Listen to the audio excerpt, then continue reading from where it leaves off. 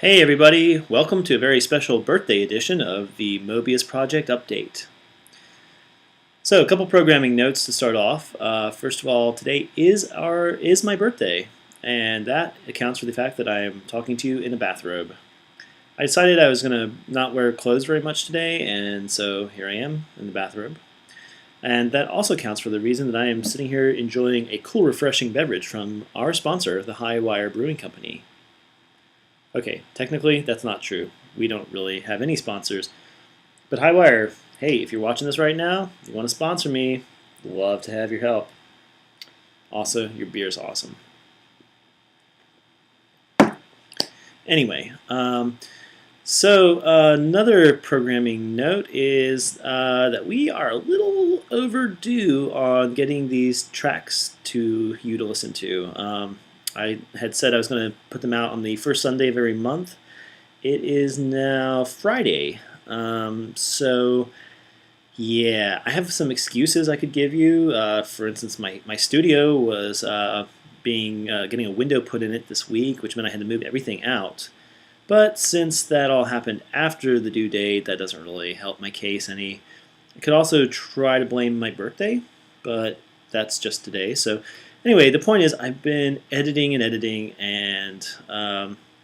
then I had this experience last night where I overheard a conversation between two people. One of them was a writer, and this other person was telling her that what you have to do when you're writing something is you have to separate the writing and the editing process. And ideally, when you get done writing something, you actually just put it away and don't come back to the editing until later, because it's a completely different role, a different mindset. And you gain objectivity by being away from it for a while. And so that's where we're at now with these tracks. I did actually do a little more editing today, and I feel pretty good about where they're at. I'm going to put them away now, and at the end of the 10 months that we're doing this, I'm going to go back and do some final editing on all the tracks, as well as doing the mixing and the mastering on everything. So let's see, I'm going to play you the tracks, or at least play you some excerpts. If you want to listen to the whole track, I have included in the notes for this video a link to the SoundCloud page where you can hear the quote-unquote final version, or at least the final for now version of the tracks. And I'm going to just sort of showcase a few things about these right now. So first of all, we have few collaborators that have worked with us this month.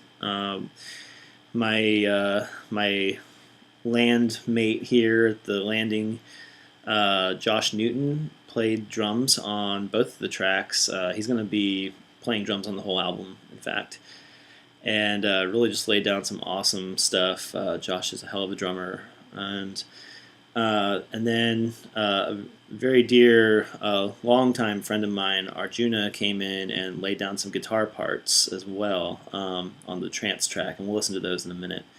And then also Seth Sams, another friend of mine who is following the project, told me that he plays didgeridoo, which I didn't even know.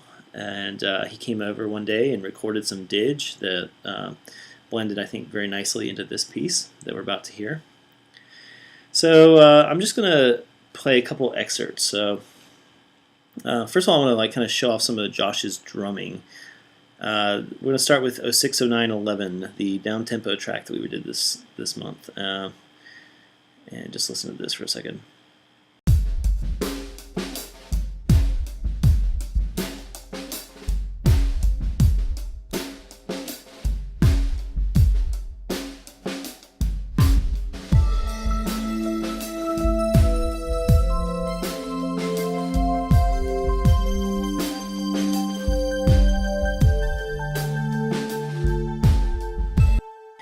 Now, you may remember that there was a pre-recorded drum loop that was doing something similar on there before, but Josh came into the studio and we recorded him. And then the other thing that we recorded, like I said, was the didgeridoo, and I'm just going to back it up a little bit, and I'll solo the didgeridoo when it comes in.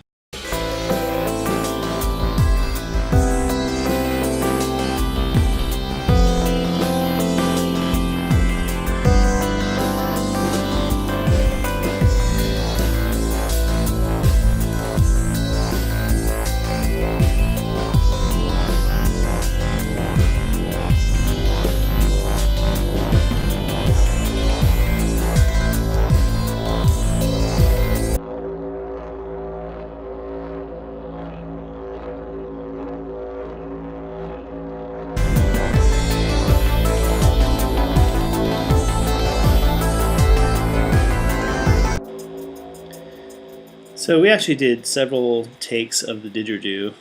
You can see them all here. I'm gonna make this window a little smaller so you can see all the didge parts.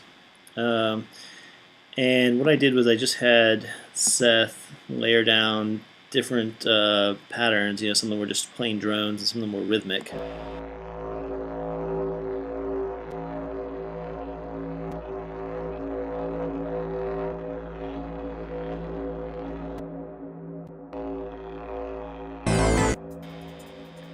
And because his didge was not in the right key, but it was very close, I had to pitch shift all of these down by 5 half steps.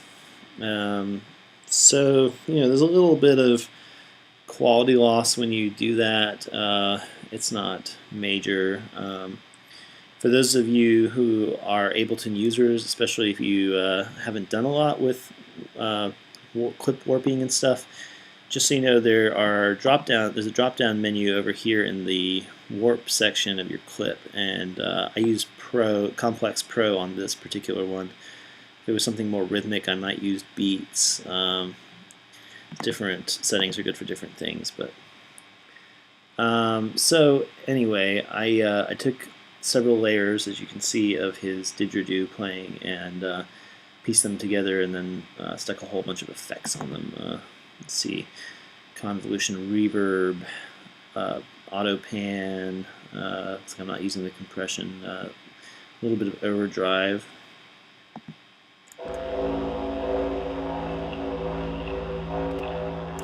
And then some EQ at the end. So that and the drums are what we did on this track. And we're going to go ahead and open the other one. Okay, so now this is the Trance track, and again we have Josh playing drums on it. And I also brought in Arjuna to do some guitars. Initially I talked to him about adding some kind of heavy metal guitar, heavily distorted sound to it at the end, which turned out great.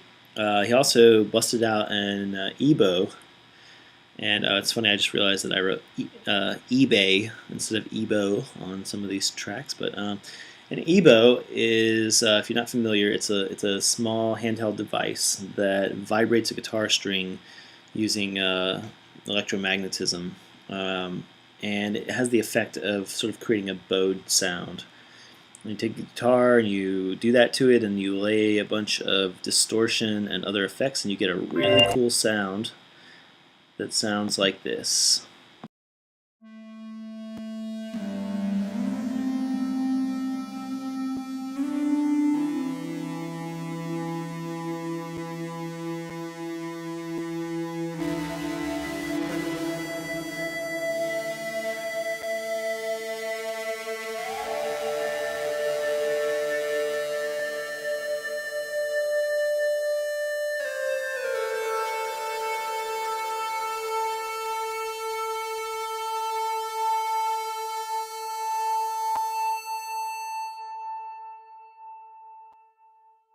And I want to say that I love that song. That sound. I kind of, when I was a young musician, young person starting out, I used to listen to a lot of kind of droney, weird electronic rock music. Things like His Name Is Alive and My Bloody Valentine, and things where that EBow sound would factor in, even some Cocteau Twins. And so it was cool to layer that in it. But the metal section, all right, so I was working on this piece. I got to a section where the whole flavor of it kind of changes, and you get this really driving sound. And I decided that what I wanted to do was kind of build it back up again. There's sort of an order to this song. So there's themes that come in, and then there's this sort of trance section where new themes get introduced, and then they get recombined in different ways. It's kind of a sonata form idea if you're a music theory person. Sonata form involves taking different themes, presenting them one at a time, and then recapitulating with them combined in various ways. And so that's kind of what I'm doing with this. But towards the end, it goes into this whole bridge section that's just really driving, and I kept thinking, I want this to just build and build and build until, walls of sound are happening. And because I also have a soft spot in my heart for heavy metal guitars and industrial especially, I wanted to get something kind of sounding like that. So here I've recorded some guitars.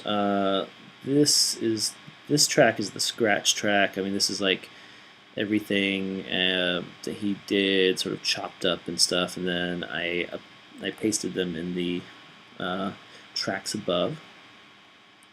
And I'm just gonna solo this so you can kind of hear some of what I've got going on.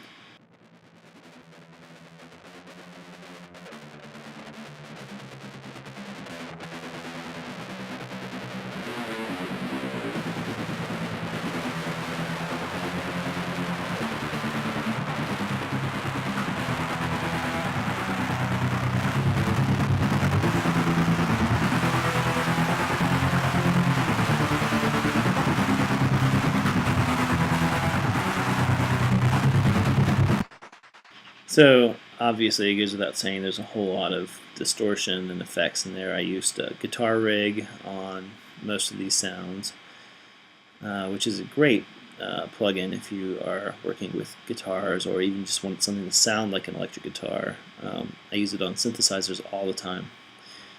And so here's what the section sounds like. I'll just give you a little bit of this leading in. Wait. Solo it.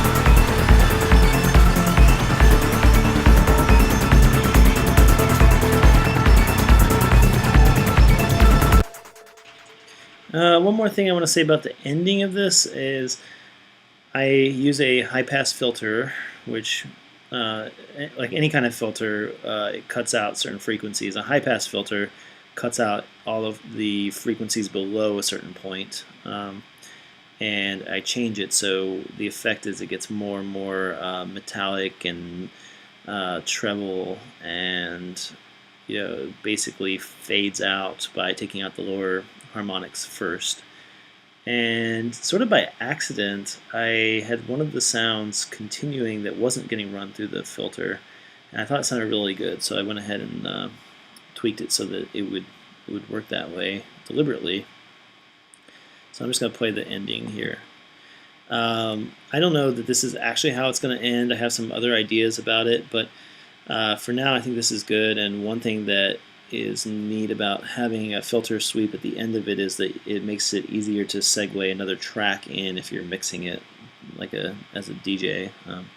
Although of course you can just do that on the DJ mixers. But anyway, this is what I did. I'm gonna start back.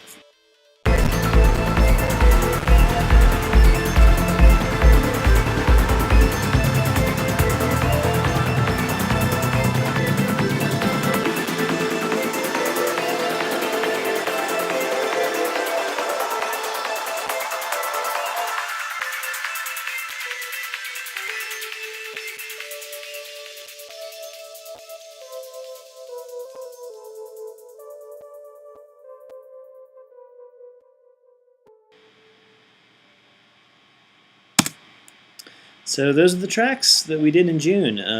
Pretty happy with how this project is starting, and looking forward to getting back to work and tackling 2 new tracks this week. So thanks for joining me, and feel free to give me comments in the comment section of the SoundCloud page or the Facebook page. All right, thanks.